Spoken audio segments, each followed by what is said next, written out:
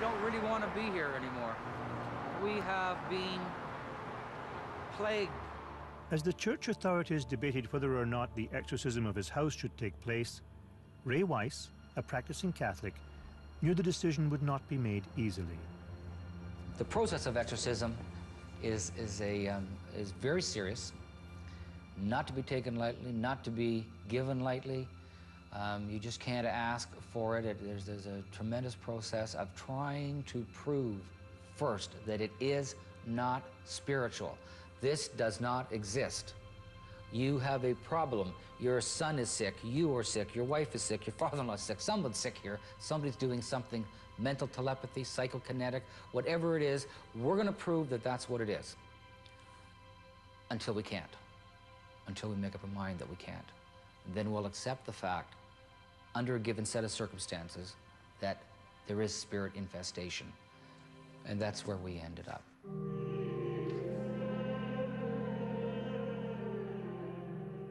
After the pretense, then comes the breaking point. Then you forced him, and then, yes, I am here. And he comes with tremendous force on you. Then comes the clash, you and him. A duel, a spiritual duel between him and the exorcist. Who is going to win? There has to be a victor and the vanquish, either he or you. I used to be, every time that I made an exorcism, I was leery, even sometimes afraid of having an accident on the highway. So I don't take any chances. In my name, they will cast out devils. They will have the gift of tongues. They will pick up snakes in their hands and be unharmed should they drink deadly poison. They will lay their hands on the sick, who will recover. If a Roman Catholic priest exorcist is going ahead with an exorcism, then this really must be the real deal. This must be diabolical possession, or this must be some kind of very serious form of demonization, because all of the background tests, all of the evaluations have been conducted, and they're still going ahead with it. The church finally approved the old priest's request, and he prepared for the rite of exorcism. It is contained in a book of prayer first written in the 16th century. Updated in the year 2000, it still contains passages that relate to demonic possession and infestation. It declares the sole purpose of this rite is to confront the devil and then expel him.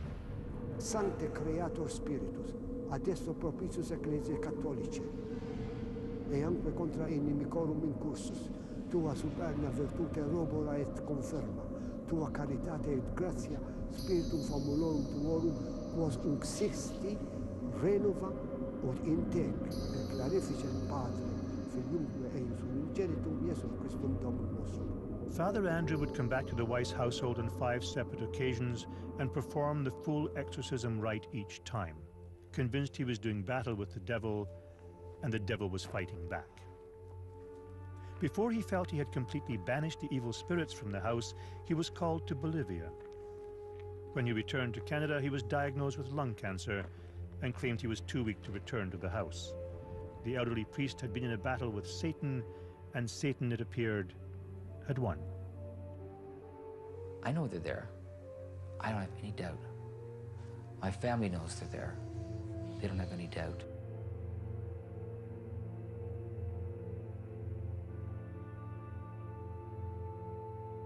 For the Weiss family, it was all too much to deal with. They finally moved from the house. Catherine Weiss, who became pregnant during their stay, is convinced that their baby daughter has also been affected by the experience. I'm convinced she saw things.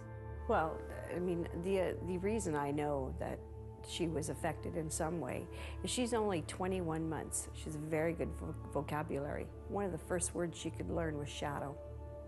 So that'll tell you that there had to have been something. There had to be something. But it's defining that something that becomes a difficult part. For while the psychiatrists argue there must be physical or psychological explanations, the believers continue to claim that their truth is just as valid as anyone else's.